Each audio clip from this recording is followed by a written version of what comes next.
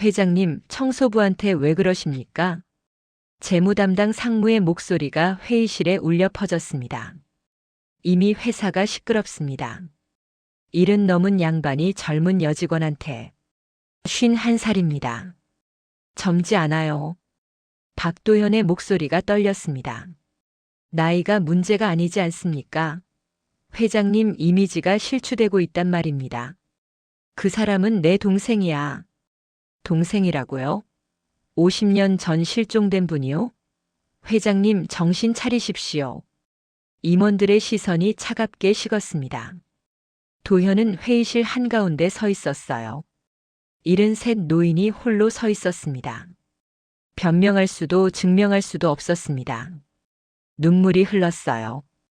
그때 아무도 몰랐습니다. 1층 화장실에서 한 청소부가 낡은 목걸이를 쥐고 울고 있다는 것을, 그리고 그 목걸이 뒷면에 새겨진 이니셜 D. 이가 무엇을 의미하는지를요. 이야기 시작 전 구독과 좋아요, 알림 설정 부탁드립니다. 감사합니다. 안녕하세요. 저는 박도연입니다. 올해 73이죠. 사람들은 저를 도현그룹 회장이라 부릅니다. 국내 재계 2위 기업이라고들 하죠. 신문에는 성공한 기업인이라고 나오고 방송에서는 존경받는 경영자라고 소개합니다. 하지만 저는 압니다. 제 가슴속 깊은 곳에는 50년 넘게 지워지지 않는 상처가 있다는 걸요. 오늘도 새벽 5시에 눈이 떠졌습니다. 침대 옆 서랍을 열었어요. 그 안에는 작은 벨벳 상자가 하나 놓여 있었습니다. 손때 묻은 상자였죠. 저는 그걸 꺼내 천천히 열었습니다. 금목걸이 하나가 들어 있었어요. 작은 하트 모양 펜던트였습니다. 아주 오래된 것이어서 광택은 바랬지만 여전히 제 손에 익숙하게 들어왔죠. 쌍둥이 목걸이였습니다. 원래는 2개였어요.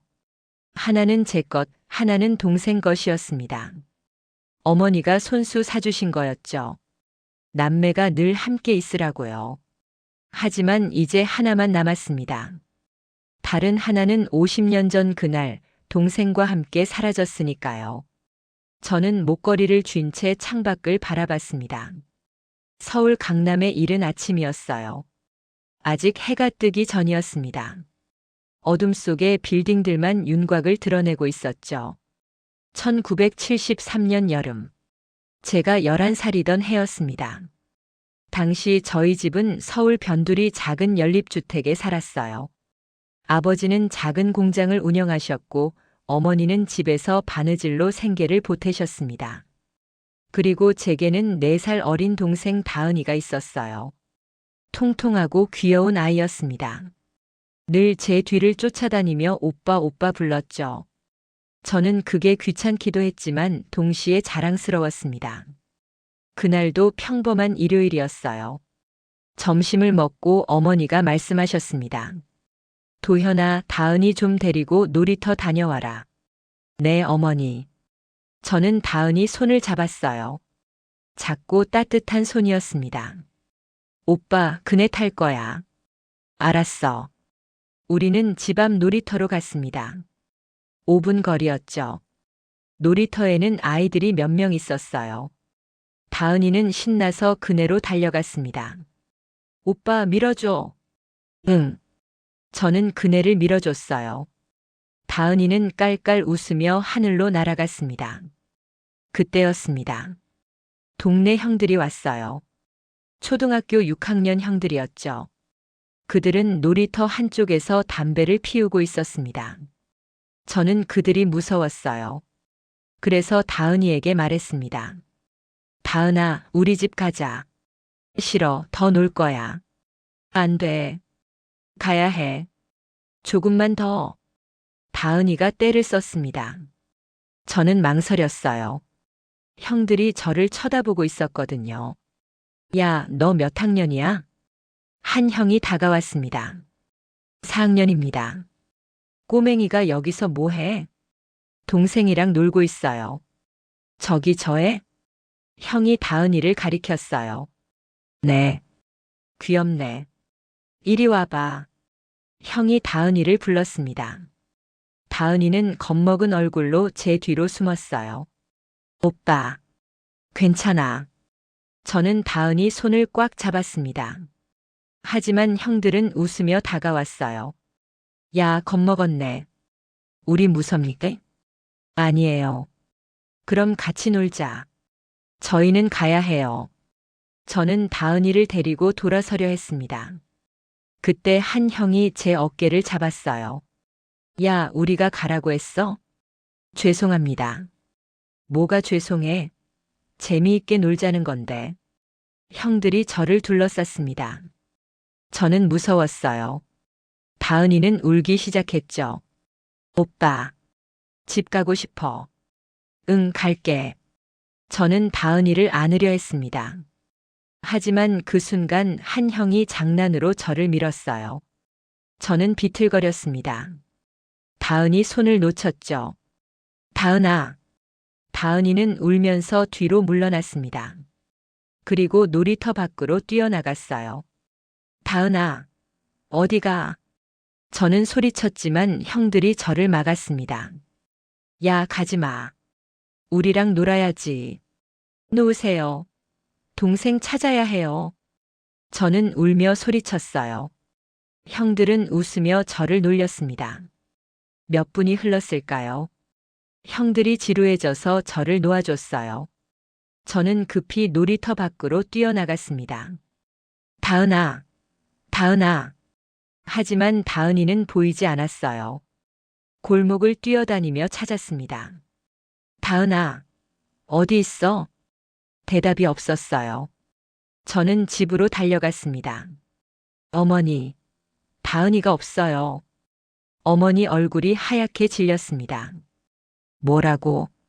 놀이터에서 잃어버렸어요. 어머니는 아버지를 불렀어요. 여보, 다은이가 없어졌대요. 그날부터 지옥이 시작됐습니다. 경찰이 왔고 이웃들이 모여들었습니다. 동네를 샅샅이 뒤졌지만 다은이는 나타나지 않았어요.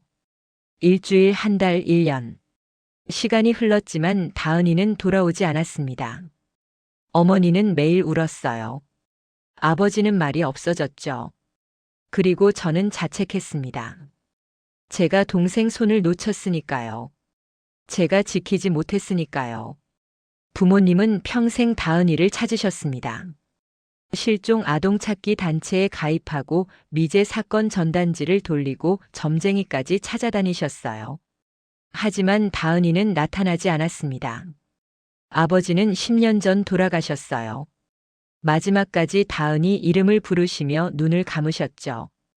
어머니는 5년 전 돌아가셨습니다. 다은이 사진을 가슴에 품고 가셨어요. 그리고 제게 이 금목걸이를 쥐어주셨습니다. 도현아, 다은이 찾으면 이거 꼭 돌려줘라. 어머니의 마지막 말씀이었습니다. 저는 목걸이를 상자에 넣고 서랍을 닫았습니다. 밖이 밝아오고 있었어요. 저는 정장을 입고 거울을 봤습니다. 73의 늙은 얼굴이 비쳤죠. 주름진 얼굴, 백발 흐려진 눈. 하지만 제 안에는 여전히 11살 소년이 살고 있었습니다. 동생 손을 놓친 그 소년이요. 운전기사가 차를 대기시켰다는 연락이 왔습니다. 저는 서재를 나섰어요. 오늘도 회사로 가야 했습니다. 회의가 있고 보고를 받아야 하고 결정을 내려야 했죠. 하지만 마음 한구석은 여전히 1973년 여름에 머물러 있었습니다. 차에 올랐습니다. 서울 시내를 가로질러 본사로 향했어요. 창밖으로 사람들이 보였습니다. 출근하는 사람들, 등교하는 학생들, 장을 보러 가는 노인들. 저는 그들의 얼굴을 하나하나 살폈습니다. 혹시 그 중에 다은이가 있을까 싶어서요. 50년 넘게 해온 습관이었습니다. 하지만 다은이는 없었어요. 언제나 그랬듯이요. 차는 본사 지하주차장으로 들어갔습니다. 저는 엘리베이터를 타고 30층 회장실로 올라갔어요. 비서실장이 기다리고 있었습니다. 회장님, 오늘 일정입니다. 말씀하세요. 하지만 저는 제대로 듣지 못했습니다. 머릿속에는 여전히 그 목걸이만 맴돌았거든요. 50년 전 잃어버린 쌍둥이 목걸이의 짝. 언젠가 찾을 수 있을까요? 아니면 이대로 평생 찾지 못할까요? 저는 모릅니다. 하지만 한 가지는 확실합니다. 포기할 수 없다는 것. 다은이를 찾을 때까지는요. 그날은 늦겨울 아침이었습니다. 2월 말의 공기는 여전히 차갑고 건조했어요. 저는 평소보다 일찍 회사에 도착했습니다. 새벽 회의가 잡혀 있었거든요. 차에서 내려 본사 로비로 걸어 들어갔습니다. 그때 소란스러운 소리가 들렸어요. 아이고.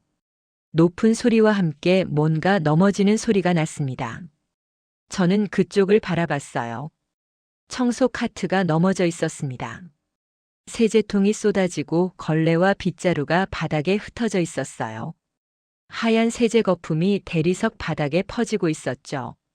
한 여자가 황급히 무릎을 꿇고 물건들을 주우려 하고 있었습니다. 청소부였어요. 50대로 보이는 여자였습니다. 낡은 점퍼를 입고 있었고 허리가 조금 구부정했죠. 머리는 단정하게 뒤로 묶었지만 몇 가닥이 흐트러져 있었어요. 로비를 지나가던 직원들이 쳐다봤습니다. 쯧쯧. 누군가 혀를 찼어요. 다른 직원들은 그저 고개를 돌리고 지나쳤습니다. 여자는 고개를 더욱 숙였어요. 떨리는 손으로 세제통을 일으켰습니다. 저는 엘리베이터 앞에 서 있었습니다. 문이 열렸어요. 들어가야 했습니다. 회의 시간이 다가오고 있었거든요. 하지만 발이 떨어지지 않았습니다. 그 여자가 자꾸 눈에 들어왔어요. 구부정한 등, 떨리는 손, 낡은 옷. 그런데 이상했습니다. 뭔가 익숙한 느낌이 들었거든요. 저는 천천히 그쪽으로 걸어갔습니다. 여자는 여전히 고개를 숙인 채 바닥을 닦고 있었어요. 세제 거품을 걸레로 닦아내고 있었죠. 괜찮으십니까? 제가 말을 걸자 여자가 화들짝 놀랐습니다. 고개를 들어 저를 봤어요. 순간 저는 숨이 멎는 듯 했습니다. 여자의 목에 뭔가 걸려 있었어요. 금목걸이였습니다. 작은 하트 모양 펜던트가 달린 금목걸이. 제 심장이 두근거렸습니다. 그 목걸이를 저는 알고 있었어요. 너무나 잘 알고 있었습니다. 매일 아침 서랍에서 꺼내보는 그 목걸이의 짝이었으니까요. 저기, 회장님. 여자가 당황한 목소리로 말했습니다. 죄송합니다. 제가 실수로. 아니요, 괜찮습니다. 저는 여자를 똑바로 바라봤어요. 50대 초반으로 보였습니다. 얼굴에는 주름이 있었고 손은 거칠었어요. 피부는 햇볕에 그을려 있었죠. 하지만 눈이 달랐습니다. 그 눈빛을 저는 알고 있었어요. 실례지만 그 목걸이. 제가 말을 꺼내려는데 경비팀장이 급히 다가왔습니다. 회장님 무슨 일이십니까? 아닙니다. 그냥. 최 씨, 빨리 치워요. 회장님께 폐를 끼치잖아요. 경비팀장이 여자를 재촉했어요. 여자는 황급히 고개를 숙이며 대답했습니다. 네, 죄송합니다. 잠깐. 제가 손을 들었습니다. 이름이 뭡니까? 여자가 놀란 눈으로 저를 봤어요. 최은주입니다. 최은주 씨. 저는 그 이름을 되뇌었습니다. 낯선 이름이었어요. 얼마나 오래 여기서 일하셨습니까? 한 6개월 됐습니다. 그렇습니까? 저는 여자의 목을 다시 봤어요. 목걸이가 여전히 그곳에 있었습니다. 그 목걸이. 어디서 구하셨습니까? 여자가 당황한 표정을 지었어요. 이거요? 손으로 목걸이를 만졌습니다. 예전부터 가지고 있었습니다. 예전부터요? 네. 제가 어렸을 때부터요. 제 손이 떨렸습니다. 혹시 그 목걸이에 대해 아시는 게 있습니까? 누가 주셨다거나. 잘 기억나지 않습니다. 여자의 목소리가 작아졌어요. 죄송하지만 저는 기억력이 좋지 않아서요. 기억력이요? 네. 어렸을 때 사고가 있었습니다. 그 이후로 예전 기억이 많이 없어요. 제 가슴이 철렁했습니다. 무슨 사고였습니까? 잘 모르겠습니다. 보호시설에서 자랐거든요. 보호시설. 그 단어에 제 머릿속이 복잡해졌어요. 언제부터 거기 계셨습니까? 어릴 때부터요. 4살인가. 정확히는 모르겠습니다. 4살. 제 호흡이 빨라졌습니다. 회장님, 비서실장이 다가왔습니다.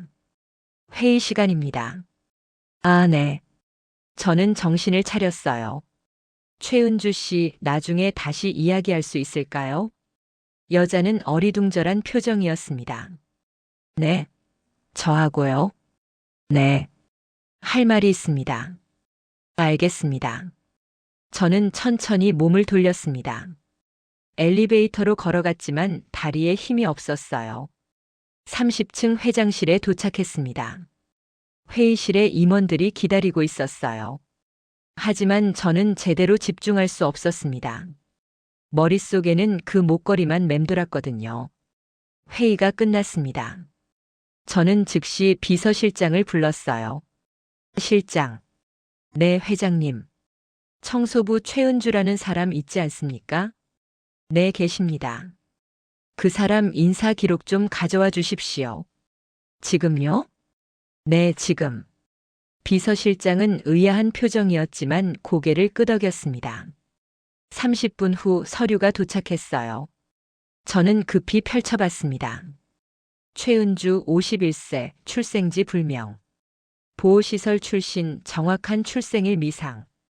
1973년경 서울시 소재 고아원에 발견됨. 당시 추정 나이 4세. 1973년. 제 손이 서류를 구겼습니다. 다은이가 사라진 해였어요.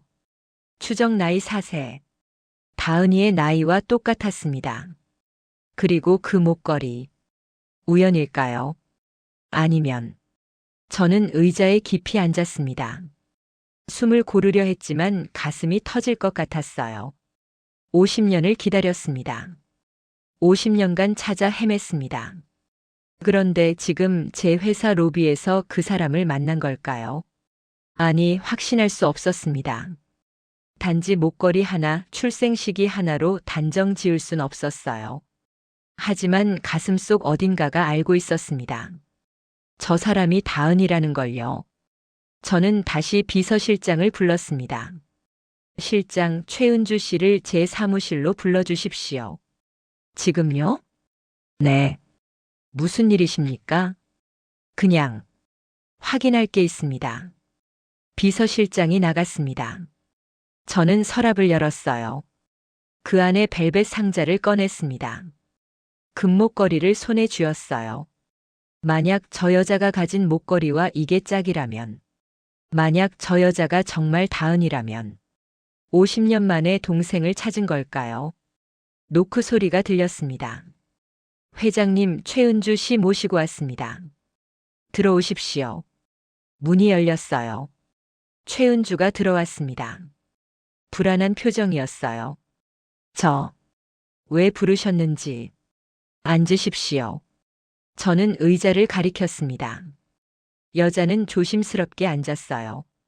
저는 그 얼굴을 자세히 봤습니다. 50년의 세월이 새겨진 얼굴이었어요. 하지만 어딘가 익숙했습니다. 눈썹, 코, 인매. 어머니를 닮았어요. 그리고 저와도 닮았습니다. 최은주 씨. 네. 그 목걸이 좀 보여주시겠습니까? 여자는 망설이더니 목걸이를 벗었어요. 조심스럽게 제게 건넸습니다. 저는 떨리는 손으로 받았어요. 작은 하트 모양 펜던트. 뒤집어 봤습니다. 펜던트 뒷면에 희미하게 글자가 새겨져 있었어요. D. A. 다은다 마이너스 이유엔의 이니셜이었습니다. 제 목걸이에는 D. H가 새겨져 있었죠. 도현두 마이너스 하이언의 이니셜이었어요. 저는 제 목걸이를 꺼냈습니다. 두 개를 나란히 놓았어요. 똑같았습니다. 완벽하게 짝이었습니다. 이건 여자가 놀란 눈으로 두 목걸이를 바라봤습니다. 어떻게? 저는 여자를 봤어요. 눈물이 나왔습니다. 다은아. 제 목소리가 떨렸습니다. 나야. 오빠야. 여자는 이해할 수 없다는 표정이었어요. 무슨 말씀이신지. 넌 박다은이야. 내 동생이야. 아니에요. 저는 최은주입니다. 1973년 여름 놀이터에서 사라진 4살짜리 여자아이. 그게 너야. 여자는 고개를 저었어요. 저는 기억나지 않아요. 기억나지 않아도 괜찮아. 내가 기억해. 저는 여자의 손을 잡았습니다. 거칠고 굳은 손이었어요. 50년을 찾았어. 너를. 여자의 눈에서 눈물이 흘렀습니다. 하지만 저는 괜찮아. 천천히 생각해보자. 우선 DNA 검사부터 하자. 저는 확신했습니다. 이 사람이 제 동생이라는 걸요.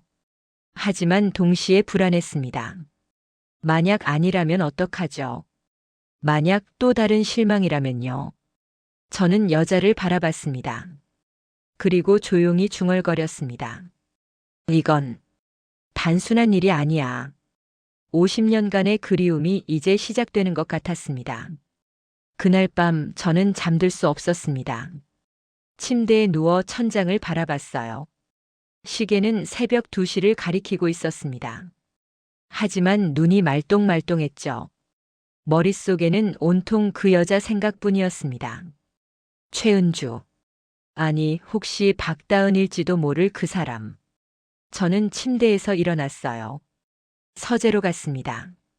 책상 위에는 오후에 받은 서류가 놓여 있었어요. 최은주의 인사 기록이었습니다. 저는 다시 한번 찬찬히 읽었습니다. 최은주 51세. 1973년 서울시 소재 고아원에서 발견됨. 당시 추정 나이 4세. 출생 연도 추정 1969년. 기억 상실 증상 있음. 보호시설에서 성장 18세에 자립. 이후 여러 직장을 전전하며 생활.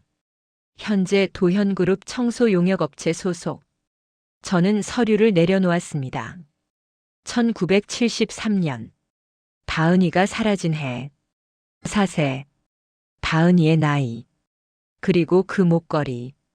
우연이라고 하기엔 너무 많이 겹쳤습니다. 저는 서랍에서 제 목걸이를 꺼냈어요. 작은 하트 펜던트를 손에 쥐었습니다. D.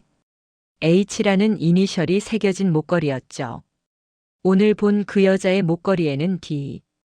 E가 새겨져 있었습니다. 다은다 -EUN의 이니셜. 완벽하게 짝이었어요. 하지만 확신할 수 없었습니다. 혹시 제가 너무 간절히 바라는 나머지 착각하는 건 아닐까요? 비슷한 목걸이는 세상에 얼마든지 있을 수 있잖아요. 그런데 왜 자꾸 가슴이 두근거릴까요? 저는 핸드폰을 들었습니다. 비서실장에게 메시지를 보냈어요. 내일 아침 최은주 씨에 대해 더 자세히 조사해 주십시오. 출생 기록, 병원 기록, 보호시설 기록까지 모두요. 메시지를 보내고 나니 조금 마음이 놓였습니다. 하지만 동시에 불안했어요. 이게 과연 옳은 일일까요? 다음 날 아침 비서실장이 회장실로 찾아왔습니다. 회장님 말씀하신 자료입니다.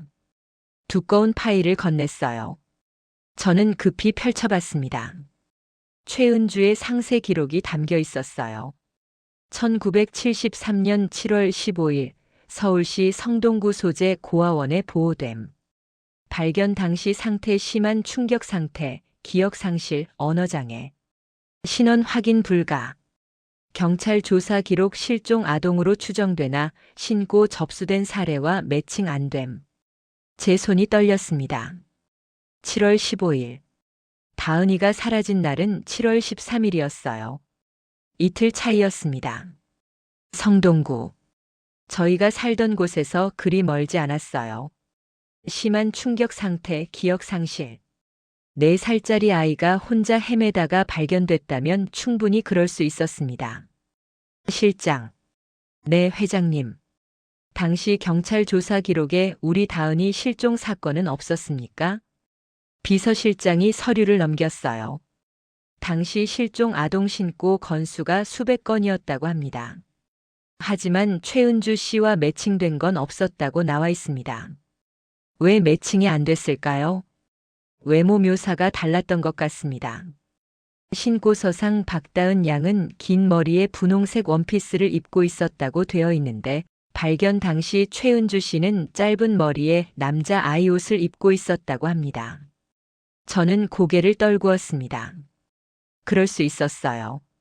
이틀간 혼자 헤매면서 누군가 옷을 바꿔 입혔을 수도 있고 머리를 잘랐을 수도 있습니다. 회장님. 비서실장이 조심스럽게 말했습니다. 혹시 최은주 씨가 박다은 양이라고 생각하십니까? 모르겠습니다. 하지만 확인은 해봐야죠. DNA 검사를 하시겠습니까? 네. 그게 가장 확실한 방법이니까요. 비서실장은 난처한 표를 지었어요. 하지만 회장님, 이 일이 외부에 알려지면 뭐가 문제입니까? 회사 내부에서 이미 소문이 돌고 있습니다. 제 표정이 굳었어요. 무슨 소문입니까? 회장님께서 청소부 직원에게 특별한 관심을 보이신다고요. 뭐라고요? 어제 회장실로 부르셨던 일이 알려졌습니다. 직원들이 오해하는 것 같습니다. 저는 한숨을 쉬었습니다. 오해라니. 터무니없는 소리군요. 하지만 회장님 신중하게 처신하셔야 합니다. 만약 언론에까지 나가면. 알겠습니다. 저는 손을 들어 말을 끊었어요. 하지만 마음이 불편했습니다. 사람들이 이상하게 본다고 해서 멈출 순 없었거든요. 오후에 회의가 있었습니다. 임원진이 모두 모였어요. 그런데 분위기가 이상했습니다. 다들 제 눈치를 보고 있었죠. 회장님. 재무 담당 상무가 조심스럽게 입을 열었습니다. 말씀 좀 드려도 되겠습니까? 하십시오. 최근 회장님께서 청소 직원에게 관심을 보이신다는 소문이 있습니다. 그래서요. 이미 사내 게시판에 글이 올라왔습니다. 익명 제보 형식으로요. 제 얼굴이 굳었어요. 무슨 내용입니까? 회장님께서 특정 청소부를 회장실로 불러 사적으로 만나셨다는 내용입니다. 말도 안 되는 소리군요. 하지만 사실 아닙니까? 어제 회장실로 부르셨다는 게요. 그건 업무상 필요해서였습니다. 청소부와 무슨 업무가 있으십니까? 저는 대답할 수 없었어요. 다은이를 찾고 있다고 말할 수 없었습니다. 아직 확실하지 않았으니까요. 개인적인 일입니다. 개인적인 일이라면 더욱 조심하셔야 합니다. 회장님 이미지가 실추되고 있습니다. 이미지요? 네. 일은 넘은 회장이 젊은 여직원에게 관심을 보인다는 식으로 왜곡되고 있습니다. 제가 화를 냈습니다. 그 여자 나이가 50일입니다. 젊은 여직원이 아니에요. 회의실이 조용해졌어요. 죄송합니다, 회장님. 상무가 고개를 숙였습니다. 하지만 다른 임원들의 눈빛은 여전히 의심스러웠어요. 회의는 어색하게 끝났습니다. 저는 회장실로 돌아왔어요. 창밖을 바라봤습니다. 이게 뭐 하는 짓인가 싶었습니다. 50년간 동생을 찾았는데 이제 와서 사람들 눈치를 봐야 한다니요. 그날 저녁 제 아들 박민준이 찾아왔습니다. 48인 그는 부사장 직함을 달고 있었죠. 아버지. 왔구나. 청소부건 들었습니다. 너도 아느냐? 회사 전체가 알고 있습니다. 저는 한숨을 쉬었어요. 민준아, 넌 이해할 거라고 믿는다. 무슨 말씀이세요? 그 사람이 내 고모일 수도 있어. 민준의 표정이 굳었습니다. 네? 고모라니요? 내 고모 다은이. 50년 전 실종된. 아버지 설마. 그 사람이 차고 있던 목걸이가 다은이 목걸이와 짝이야. 나이도 출생 시기도 다 맞아. 민주는 고개를 저었어요. 아버지, 그건 우연일 겁니다. 우연이라고 하기엔 너무 많이 겹쳐. 하지만 50년이 지났잖아요. 어떻게 확신하십니까? DNA 검사를 하면 알 수 있어. 민준이 제 손을 잡았습니다. 아버지, 제발 그만하십시오. 뭘 그만하라는 거냐? 이미 회사가 시끄럽습니다. 주가도 흔들리고 있고요. 이 상태로 계속 가시면 아버지 명예에 큰 타격이 올 겁니다. 명예가 중요하냐? 내 동생을 찾는 게 더 중요하지. 정말 고모님이라는 보장이 있습니까? 없어. 하지만 확인은 해야지. 민주는 한숨을 쉬었어요. 아버지, 50년을 찾으셨잖아요. 이제 그만 놓으셔야 합니다. 놓을 수 없어. 왜요? 약속했으니까. 어머니한테 다은이를 찾아주겠다고. 민주는 더 이상 말하지 않았습니다. 하지만 그의 눈빛은 실망스러웠어요. 그날 밤 저는 혼자였습니다. 회장실에 남아 서류를 정리하고 있었어요. 그때 핸드폰이 울렸습니다. 비서실장이었어요. 회장님, 최은주 씨가 사표를 제출했습니다. 뭐라고요? 회사를 그만두겠다고 합니다. 제 가슴이 철렁했습니다. 왜죠? 소문 때문인 것 같습니다. 회장님과 엮이는 게 부담스러웠나 봅니다. 어디 계십니까? 이미 퇴근하셨습니다. 저는 급히 재킷을 걸쳤습니다. 주소 알려주십시오. 회장님, 지금 가시려고요? 네. 하지만 주소 보내주십시오. 저는 회장실을 나섰습니다. 엘리베이터를 타고 지하주차장으로 내려갔어요. 직접 운전대를 잡았습니다. 주소를 내비게이션에 입력했어요. 서울 외곽이었습니다. 차를 몰고 1시간을 달렸습니다. 낡은 빌라촌에 도착했어요. 3층 건물이었습니다. 페인트가 벗겨진 외벽, 삐걱거리는 계단. 저는 천천히 계단을 올라갔습니다. 2층 문 앞에 섰어요. 문패에 최은주라고 적혀 있었습니다. 저는 초인종을 눌렀습니다. 한참 후 문이 열렸어요. 최은주가 놀란 얼굴로 서 있었습니다. 회장님, 어떻게 들어가도 되겠습니까? 네. 하지만 할 말이 있습니다. 최은주는 망설이다가 문을 열어줬어요. 좁은 원룸이었습니다. 낡은 가구들, 작은 부엌, 오래된 침대. 저는 그 공간을 둘러봤습니다. 제 동생이 이런 곳에서 50년을 살았을 수도 있다는 생각에 가슴이 아팠어요. 회장님, 왜 오셨습니까? 사표 냈다면서요. 네. 죄송합니다. 왜 그랬습니까? 소문 때문입니다. 회장님께 피해를 드릴 수 없어서요. 저는 고개를 저었습니다. 피해가 아닙니다. 당신은 내 동생일지도 몰라요. 회장님, 그건 DNA 검사해 줄 수 있습니까? 최은주는 당황한 표정이었어요. 정말 그래야 합니까? 네. 확실히 해야 합니다. 만약 아니라면요? 그럼 사과하겠습니다. 하지만 만약 맞다면 저는 말을 잇지 못했습니다. 최은주는 한참을 고민하더니 고개를 끄덕였어요. 알겠습니다. 하겠습니다. 저는 안도의 한숨을 쉬었습니다. 하지만 동시에 두려웠어요. 결과가 나오면 어떻게 될까요? 만약 아니라면 저는 또 실망해야 하고 만약 맞다면 50년의 공백을 어떻게 메워야 할까요? 그날 밤 집으로 돌아오는 길은 길고 어두웠습니다. 저는 혼자였습니다. 완전히 혼자였어요. 회사에서는 저를 의심하고 아들은 저를 말렸고 세상은 저를 오해했습니다. 하지만 멈출 수 없었어요. 50년을 기다렸는데 이제 와서 포기할 순 없었으니까요.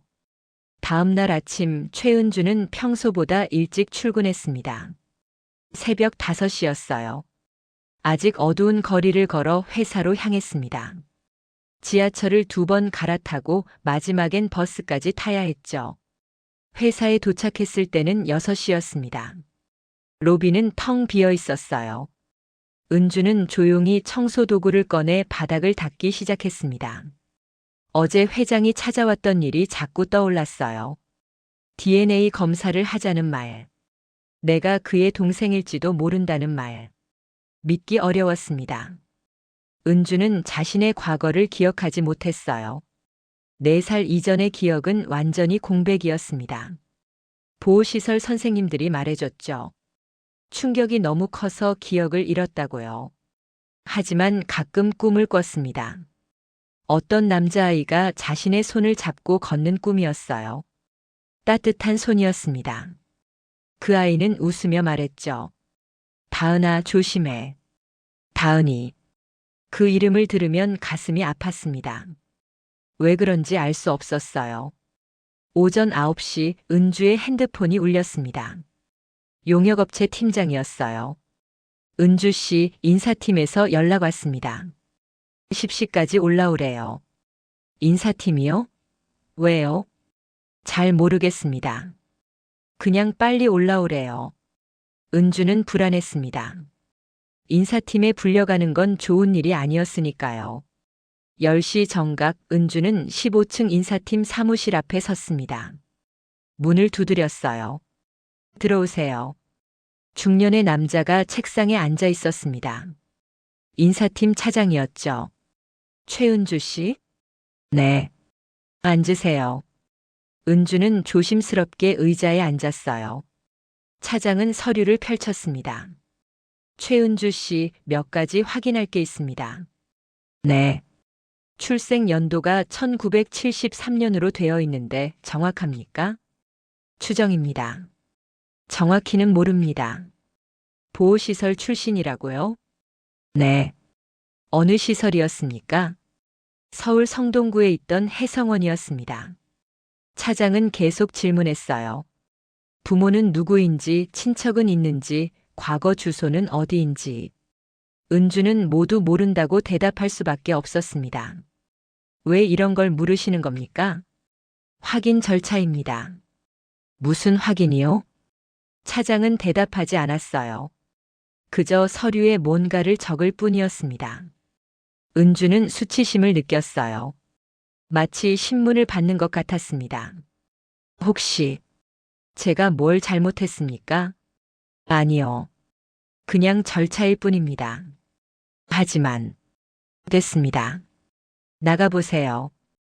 은주는 일어섰습니다.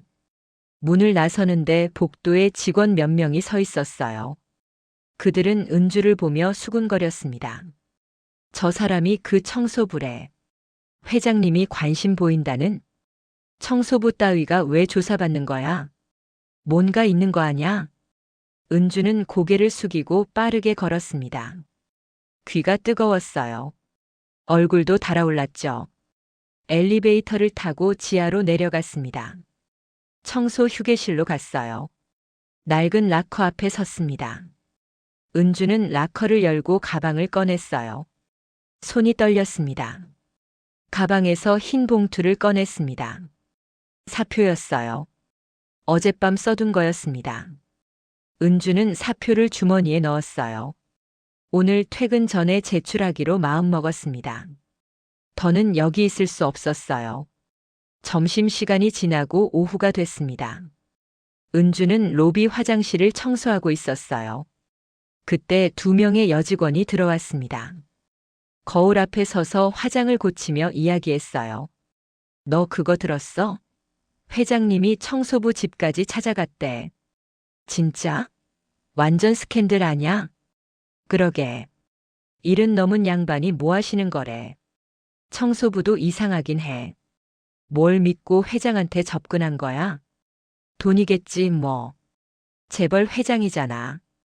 은주는 화장실 칸 안에서 그 대화를 들었습니다. 숨을 죽이고 있었어요. 가슴이 쿵쾅거렸습니다. 여직원들은 계속 떠들었어요. 나 같으면 저런 사람 당장 자르겠다. 그러게. 회사 분위기 다 망치잖아. 그들이 나간 후에야 은주는 화장실 칸에서 나왔습니다. 거울을 봤어요. 초라한 모습이 비쳤습니다. 낡은 청소복, 지친 얼굴, 떨리는 손. 눈물이 났어요. 은주는 그 자리에 주저앉았습니다. 차가운 타일 바닥이 살갗에 닿았어요. 왜 이래야 하는 거야? 목소리가 떨렸습니다. 은주는 평생 조용히 살았어요. 눈에 띄지 않으려 했고 문제를 일으키지 않으려 했습니다. 그저 하루하루 일하고 돈 벌고 살아가는 것. 그게 전부였어요. 그런데 갑자기 이상한 일들이 벌어졌습니다. 회장이 자신을 쳐다봤고 회장실에 불렀고 집까지 찾아왔어요. 그리고 이제 회사 전체가 자신을 수군거리고 있었습니다. 내가 뭘 잘못한 거지? 은주는 울었습니다. 소리 없이 눈물을 흘렸어요. 퇴근 시간이 됐습니다. 은주는 인사팀으로 올라갔어요. 주머니에서 사표를 꺼냈습니다. 차장에게 건넸어요. 이게 뭡니까? 사표입니다. 왜요? 더는 일할 수 없을 것 같아서요. 차장은 사표를 받았습니다. 알겠습니다. 처리하겠습니다. 은주는 고개를 숙였어요. 그리고 회사를 나섰습니다. 마지막이었어요. 버스를 타고 지하철을 갈아타고 집으로 향했습니다. 옥탑방이었어요. 낡은 건물 꼭대기에 있는 작은 방이었습니다. 계단을 올라가는데 숨이 찼어요. 문을 열고 들어갔습니다.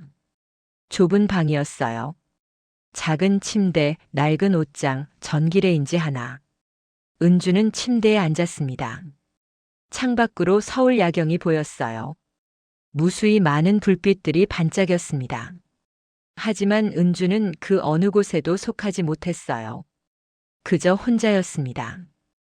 은주는 목에 손을 올렸습니다. 목걸이를 만졌어요. 작은 하트 펜던트였습니다. 평생 차고 다닌 목걸이였어요. 보호시설에서 나올 때 가지고 나온 유일한 물건이었습니다. 선생님이 말해줬죠. 이건 내가 왔을 때 차고 있던 거야. 내 가족이 준 거겠지. 가족. 은주는 가족이 없었어요. 부모도 형제도 친척도 없었습니다. 그저 이 목걸이만이 가족의 흔적이었어요. 은주는 목걸이를 벗었습니다. 손바닥 위에 올려놨어요. 작은 하트가 희미한 불빛에 반짝였습니다. 뒤집어 봤어요. D. 이라는 글자가 새겨져 있었습니다. 무슨 뜻인지 몰랐어요. 하지만 소중했습니다. 이게 자신의 유일한 정체성이었으니까요. 이건 나에게 남은 유일한 가족의 기억인데. 은주의 목소리가 떨렸어요. 눈물이 목걸이 위로 떨어졌습니다. 그날 밤 은주는 잠들지 못했습니다. 침대에 누워 천장을 바라봤어요. 회장의 말이 자꾸 떠올랐습니다. 당신은 내 동생일지도 몰라요. 정말 그럴까요? 정말 자신에게 오빠가 있었을까요? 그리고 그 오빠가 50년간 자신을 찾았을까요? 믿기 어려웠습니다. 하지만 동시에 간절했어요. 만약 정말 가족이 있다면, 만약 누군가 자신을 기다리고 있었다면, 그럼 이 외로움이 조금은 덜해질까요? 은주는 다시 목걸이를 목에 걸었습니다. 차갑지만 익숙한 무게였어요. 다음 날 아침 은주는 용역업체에서 연락을 받았습니다.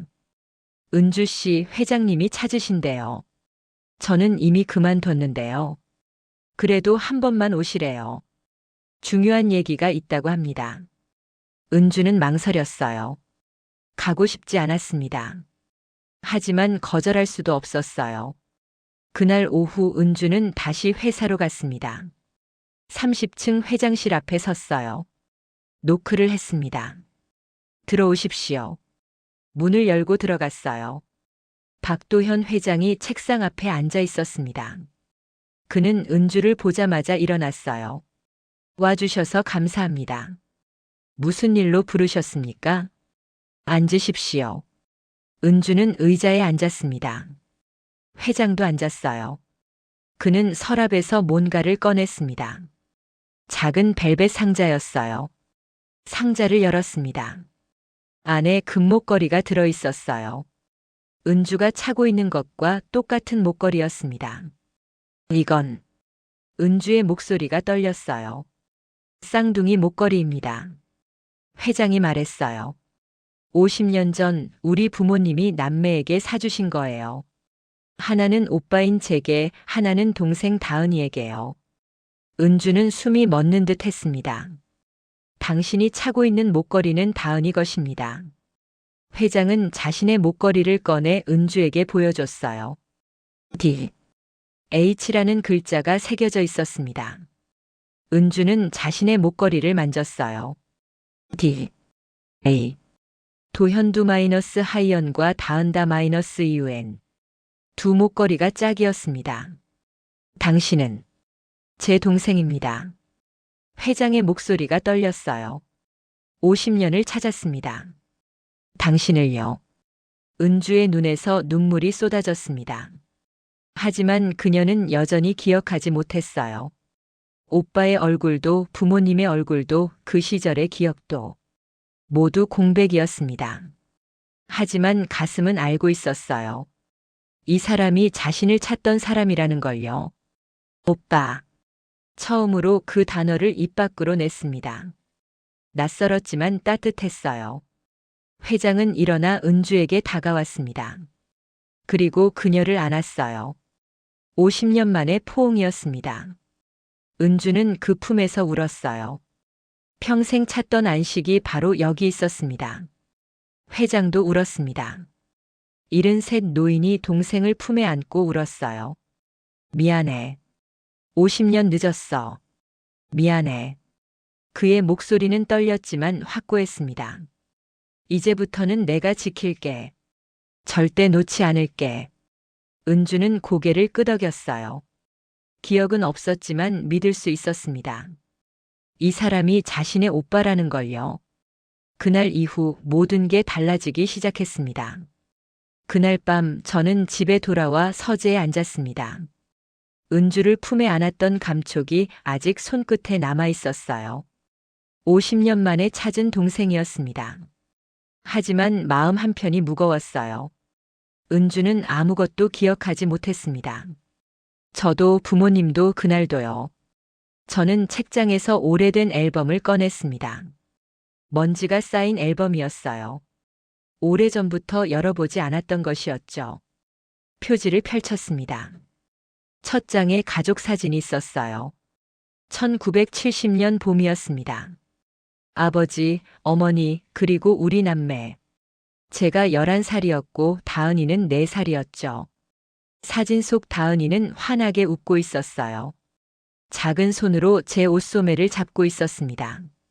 저는 사진을 손끝으로 쓰다듬었습니다. 저는 앨범을 덮었습니다. 눈물이 흘렀어요.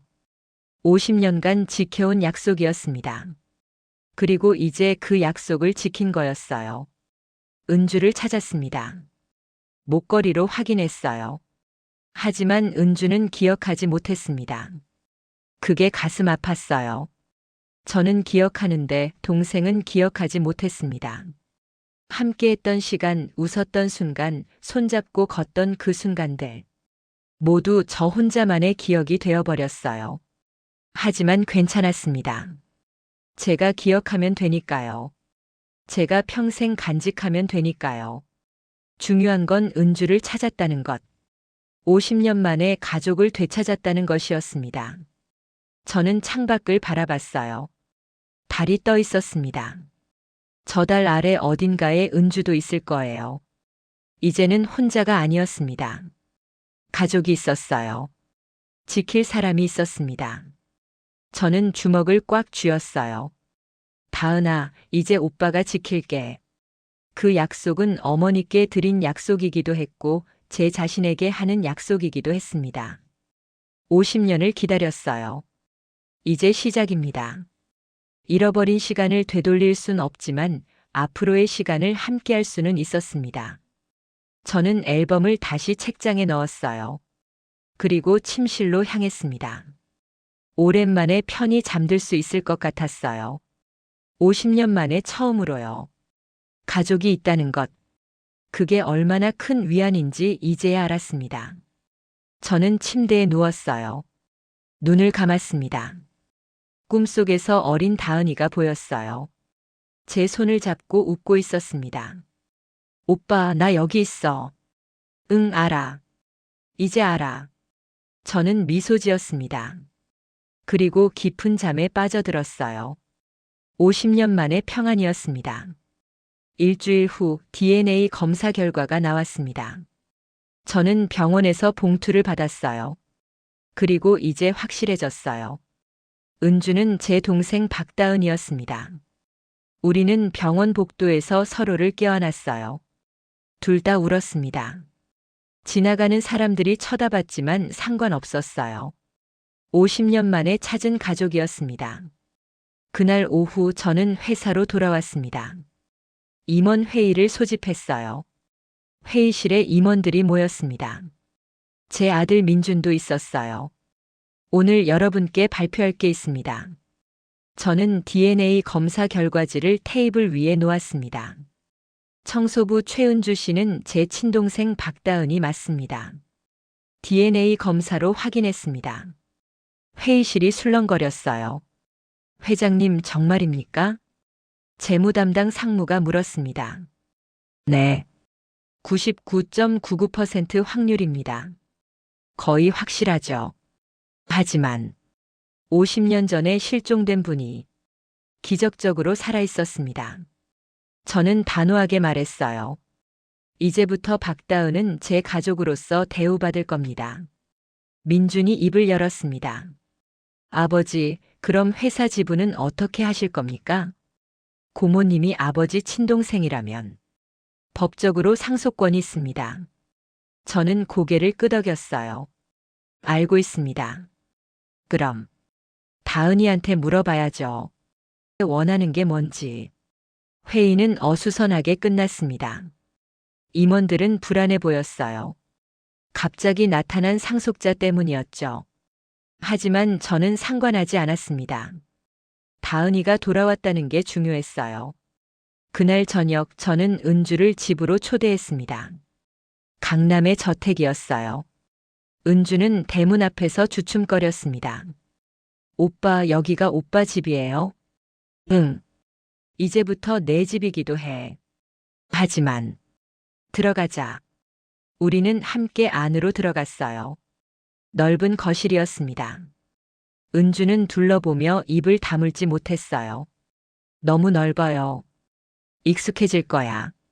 저는 은주를 2층으로 안내했습니다. 큰 방을 준비해뒀어요. 여기서 지내면 돼. 오빠, 이건 너무. 괜찮아. 내 방이야. 은주는 방을 둘러봤습니다.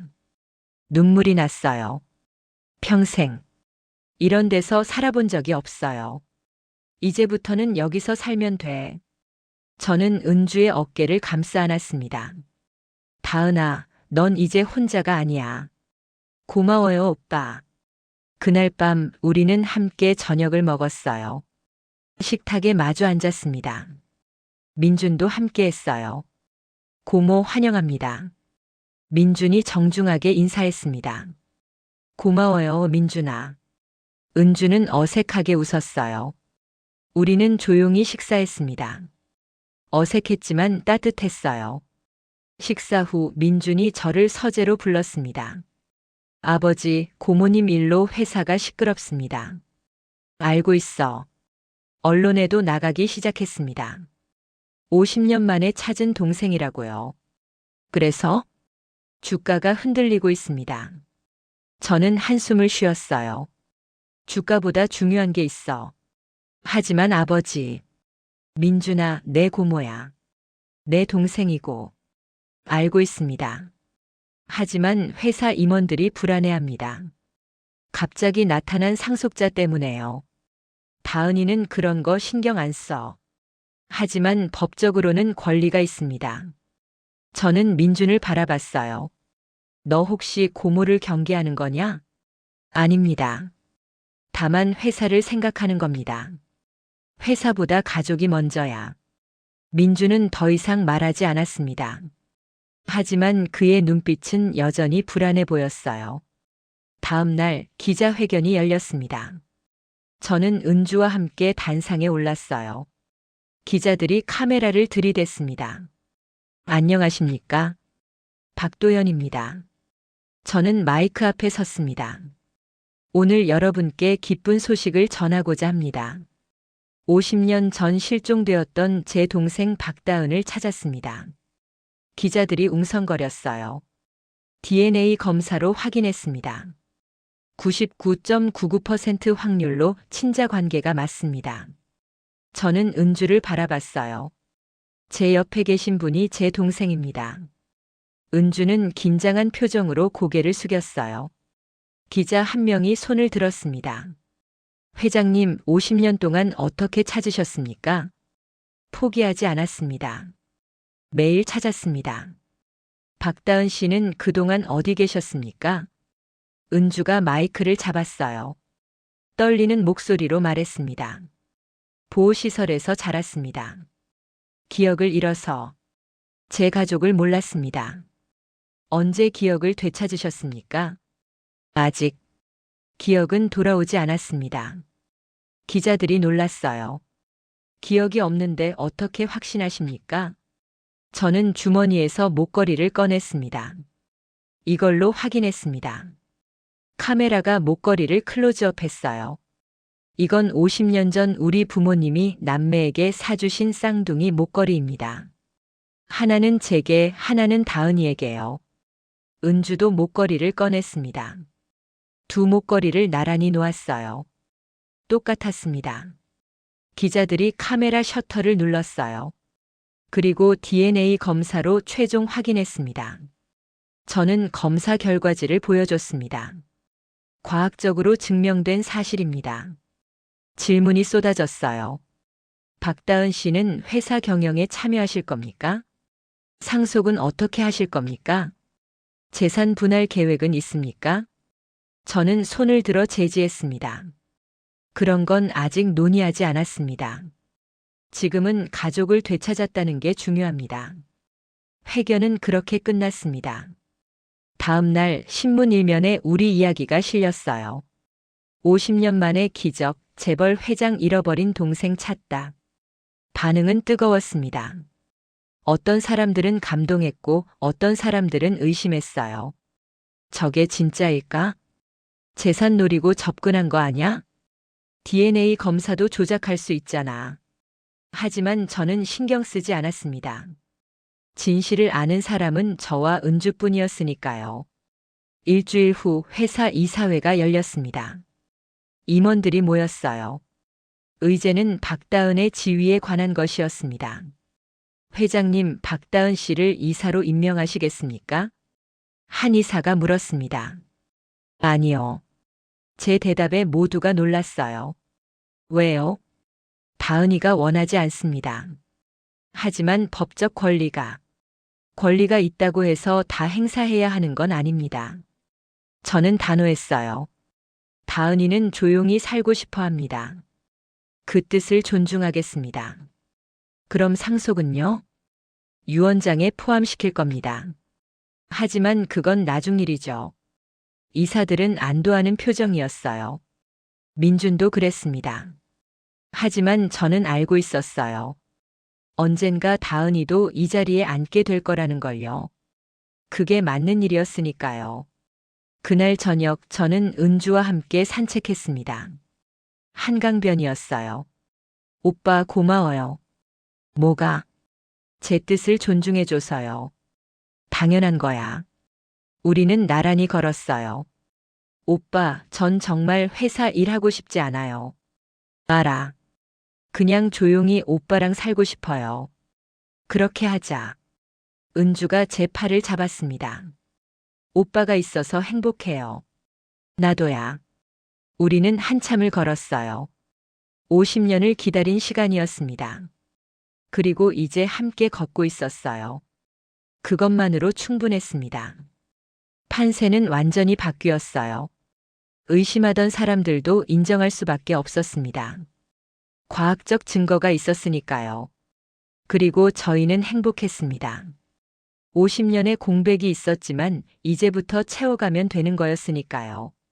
기자회견이 끝난 후 며칠이 지났습니다. 저는 은주와 함께 법률사무소를 찾았어요. 법적 절차를 정리하기 위해서였습니다. 변호사가 서류를 펼쳐놓았습니다. 박다은 씨의 호적을 복구해야 합니다. 현재는 최은주로 되어 있으니까요. 얼마나 걸립니까? 한 달 정도 소요됩니다. 실종 신고 당시 기록과 DNA 검사 결과를 제출하면 됩니다. 알겠습니다. 변호사는 다른 서류를 꺼냈어요. 그리고 상속 문제도 있습니다. 상속요? 네. 박다은 씨는 법적으로 회장님의 친동생이므로 상속권이 있습니다. 은주가 고개를 저었습니다. 전 필요 없어요. 하지만 정말 필요 없습니다. 오빠가 있는 것만으로 충분해요. 변호사는 저를 봤어요. 회장님 어떻게 하시겠습니까? 다은이 뜻을 따르겠습니다. 하지만 법적으로는 법보다 가족의 뜻이 우선입니다. 변호사는 더 이상 말하지 않았습니다. 일주일 후 저희는 부모님 산소를 찾았습니다. 경기도 어느 산자락이었어요. 조용하고 아늑한 곳이었습니다. 은주는 처음 오는 곳이었어요. 오빠 여기가. 응. 부모님이 계신 곳이야. 우리는 산소 앞에 섰습니다. 저는 절을 올렸어요. 아버지, 어머니. 다은이를 데리고 왔습니다. 은주도 절을 올렸습니다. 아버지, 어머니, 죄송합니다.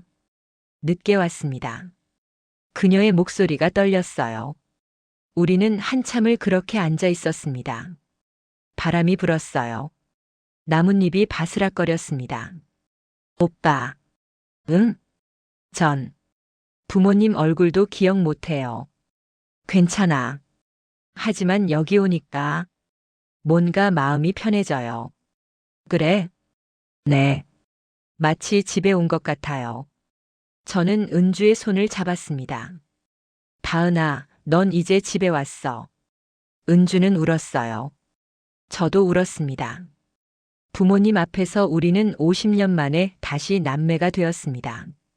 그날 저녁 집으로 돌아왔습니다. 거실에 민준이 기다리고 있었어요. 아버지, 고모. 왔구나. 얘기 좀 하고 싶습니다. 민준의 표정이 심각했어요. 우리는 거실에 앉았습니다. 민준이 서류를 꺼냈어요. 아버지, 회사 이사회에서 결의안을 통과시켰습니다. 무슨 결의안? 고모님을 비상임이사로 임명하는 건입니다. 저는 고개를 저었어요. 다은이가 원하지 않는다고 했잖아. 하지만 법적으로 권리가 있습니다. 그리고 회사 입장에서도. 민준아. 제가 말을 끊었습니다. 가족이 회사보다 중요해. 하지만 아버지, 회사도 가족이 일궈온 겁니다. 알아. 하지만 다은이 뜻을 무시할 순 없어. 민주는 한숨을 쉬었어요. 아버지는 항상 고모 편이시네요. 편이 아니야. 가족이야. 저도 가족입니다. 민준의 목소리가 높아졌어요. 하지만 아버지는 50년 만에 나타난 고모만 보십니다. 민준아, 무슨 소리야? 사실이잖아요. 고모가 나타난 후로 아버지는 저를 한 번도 제대로 보지 않으셨어요. 저는 할 말이 없었어요. 민준의 말이 맞았습니다. 은주에게만 신경 쓰느라 아들을 소홀히 했던 거였어요. 미안하다, 민준아. 미안하다고 다 해결됩니까? 민준은 서류를 테이블 위에 던지듯 놓고 나갔습니다. 은주가 조심스럽게 말했어요. 오빠, 제가 문제예요. 아니야. 민준이가 저 때문에 상처받고 있어요. 그게 아니야. 내가 잘못한 거야. 저는 고개를 떨구었습니다. 한쪽을 챙기느라 다른 쪽을 놓친 거였어요. 다음 날 저는 민준을 따로 만났습니다. 회사 근처 카페였어요. 민준아, 어제는 미안했다. 괜찮습니다. 아니야. 아버지가 잘못했어. 민주는 커피를 마시며 말했습니다. 아버지, 전 고모를 싫어하는 게 아닙니다. 알아. 다만, 불안해요. 뭐가? 갑자기 나타난 고모 때문에 제자리가 흔들릴까 봐요. 저는 민준의 손을 잡았습니다. 민준아, 넌 내 아들이야. 그건 절대 변하지 않아. 하지만 고모도 아버지 가족이잖아요. 맞아. 둘 다 내 가족이야. 그리고 나는 둘 다 사랑해. 민준의 눈에 눈물이 맺혔어요. 아버지, 미안해. 내 마음을 몰라줘서. 아니에요. 제가 너무 이기적이었어요. 우리는 서로를 바라봤습니다. 민준아, 고모랑 친하게 지내줄 수 있겠니? 노력해 볼게요. 고마워. 그날 이후 분위기가 조금씩 나아졌습니다. 민준과 은주는 천천히 서로에게 다가갔어요. 한 달 후 은주의 호적이 복구됐습니다. 이제 공식적으로 박다은이 된 거였어요. 우리는 가족 식사를 했습니다. 저 은주, 민준, 그리고 민준의 아내와 아이들까지. 식탁이 북적였어요. 고모, 이거 드세요. 민준이 은주에게 음식을 권했습니다. 고마워, 민준아. 할머니, 저도요. 민준의 딸이 은주에게 매달렸어요. 그래, 우리 손녀. 할머니가 줄게. 은주는 환하게 웃었습니다. 저는 그 모습을 바라보며 미소 지었어요. 이게 가족이구나 싶었습니다. 어느 날 저녁 은주가 제 서재로 찾아왔습니다. 오빠, 얘기 좀 해도 될까요? 그럼. 앉아. 은주가 소파에 앉았어요. 오빠, 사실 제가 하고 싶은 말이 있었어요. 뭔데? 은주는 잠시 망설이더니 입을 열었습니다. 50년 동안 왜 나를 찾지 않았나요? 제 가슴이 철렁했습니다. 다은아, 전 보호시설에서 자랐어요. 매일 부모님이 오실 거라고 기다렸어요. 하지만 아무도 오지 않았어요. 은주의 목소리가 떨렸어요. 18살이 되어서 시설을 나왔을 때 전 혼자였어요. 정말 혼자였어요.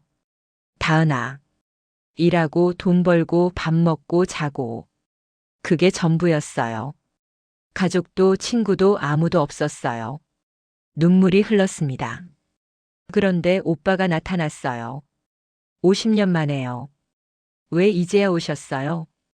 저는 고개를 떨구었습니다. 미안해. 미안하다고 다해요? 아니야. 저는 은주를 바라봤어요. 매일 찾았다. 정말 매일 찾았어. 경찰에 신고하고 전단지 돌리고 방송 나가고. 제 목소리가 갈라졌습니다. 하지만 못 찾았어. 너를 찾지 못했어. 왜요? 넌 다른 이름으로 살고 있었으니까. 최은주라는 이름으로. 저는 DNA 검사 결과지를 꺼냈어요. 이게 없었다면 나도 너를 못 알아봤을 거야. 50년이란 시간이 우릴 너무 많이 바꿔놨어. 은주는 결과지를 받아들었습니다. 99.998% 일치. 하지만 결국 찾았잖아. 제가 말했습니다. 늦었지만 찾았어. 그리고 이제 절대 놓지 않을 거야. 은주는 한참을 결과지를 바라봤어요. 그러다가 주머니에서 뭔가를 꺼냈습니다. 찢어진 종이 조각들이었어요. 이게 뭐니? 사표예요. 사표? 회사 그만두려고 썼던 거예요. 오빠가 저를 찾기 전에요. 은주는 종이 조각들을 테이블 위에 놓았습니다. 하지만 이제 필요 없어요. 그리고 천천히 조각들을 더 잘게 찢기 시작했어요. 왜 찢니? 오빠가 있으니까요. 은주가 저를 봤습니다. 눈에 눈물이 고여 있었지만 미소 짓고 있었어요. 한 번만 믿어볼게요. 오빠라고 하는 그 마음을. 제 눈에서도 눈물이 흘렀습니다. 고마워, 다은아. 아니에요. 오빠가 저를 찾아줘서 고마워요. 우리는 서로를 껴안았어요. 50년의 원망과 그리움이 그 포옹 속에서 녹아내렸습니다. 이제 우리는 진짜 가족이 되었습니다. 피를 나눴지만 낯설었던 두 사람이 이제는 서로를 온전히 받아들이게 된 거였어요. 그날 밤 저는 창밖을 바라봤습니다. 별이 빛나고 있었어요. 50년을 기다렸습니다. 그리고 이제 모든 게 제자리를 찾았어요. 은주는 제 동생으로 돌아왔고 민주는 고모를 받아들였고 우리는 하나의 가족이 되었습니다. 안도감이 밀려왔어요. 해방감도 느껴졌습니다. 평생의 짐을 내려놓은 것 같았어요. 저는 눈을 감았습니다. 그리고 조용히 중얼거렸습니다. 어머니, 약속 지켰습니다. 다은이를 찾았습니다. 바람이 불었어요.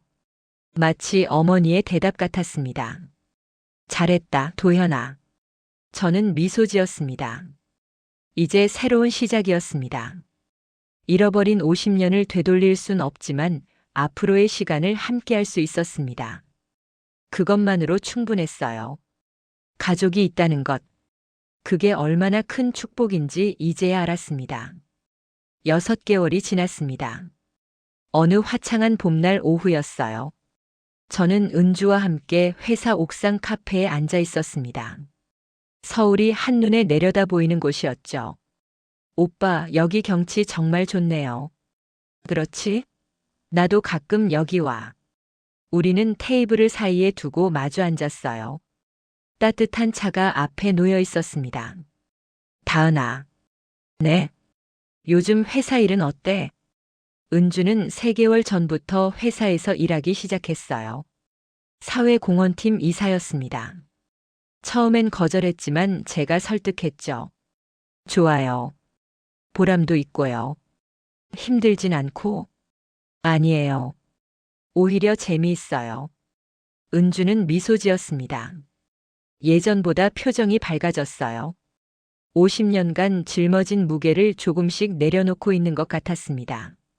어제 아동보호시설 다녀왔어요. 그래? 어땠어? 좋았어요. 아이들이 정말 밝더라고요. 은주의 눈이 반짝였어요. 제가 자란 곳과는 많이 달라졌어요. 요즘은 시설도 좋고 선생님들도 친절하고요. 다행이구나.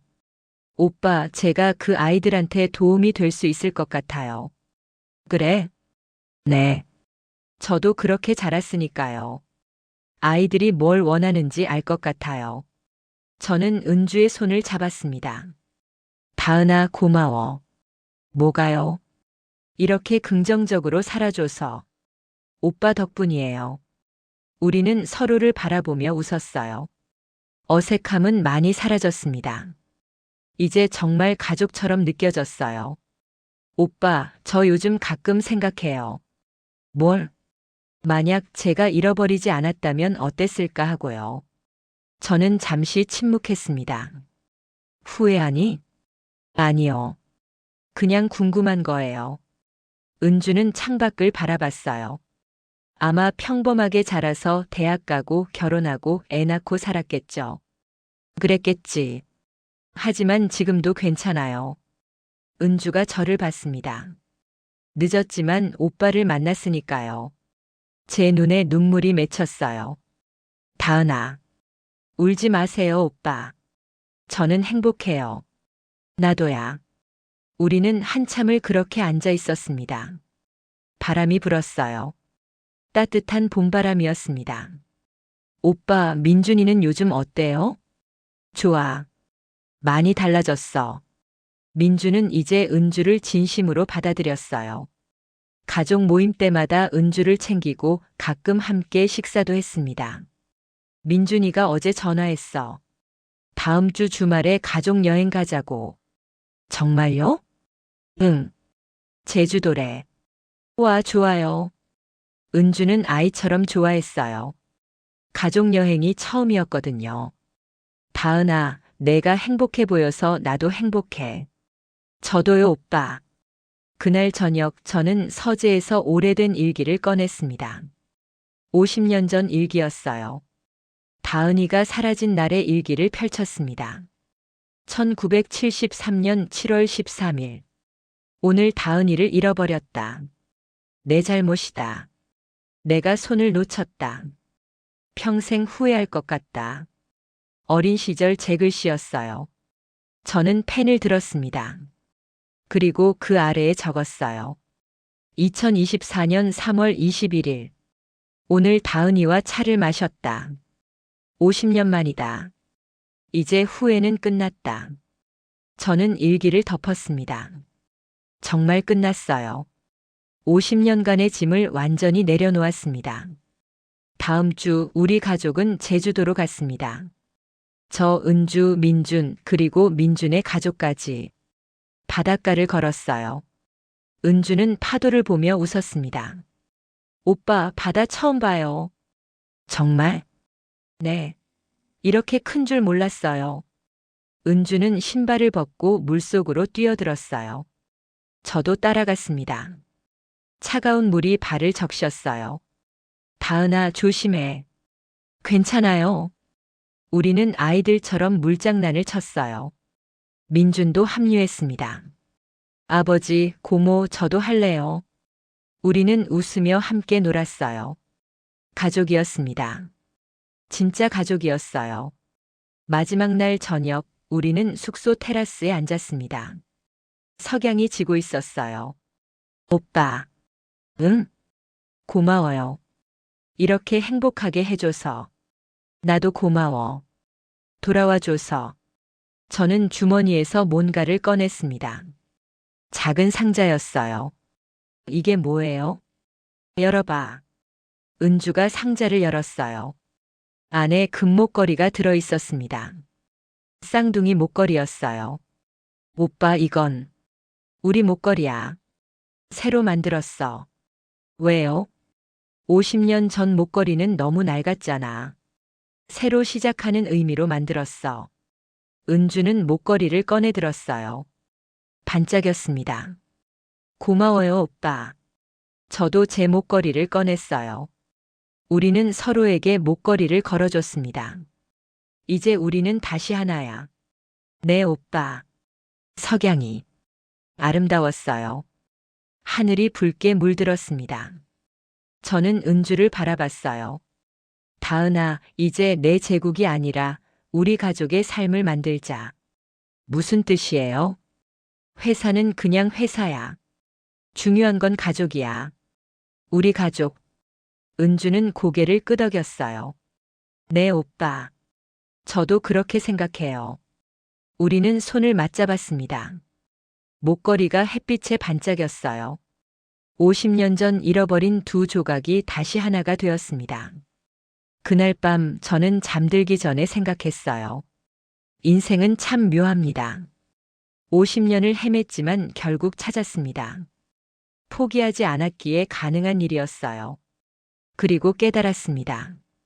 가장 소중한 건 결국 가족이라는 것을요. 돈도 명예도 권력도 아닌 바로 가족이었습니다. 저는 눈을 감았어요. 50년 만에 처음으로 완전한 평화를 느꼈습니다. 잃어버렸던 시계가 다시 움직이기 시작했어요. 그리고 이제 우리의 시간이 흘러가고 있었습니다. 함께요. 그럼 오늘 이야기는 여기까지입니다. 당신이 지금 힘든 순간에 있다면 이 이야기가 작은 위로가 되었으면 좋겠습니다. 영상을 시청해주신 모든 분들 진심으로 감사드립니다. 저는 AI 나레이션 이시연이었습니다. 구독과 좋아요, 알림 설정 부탁드립니다. 감사합니다.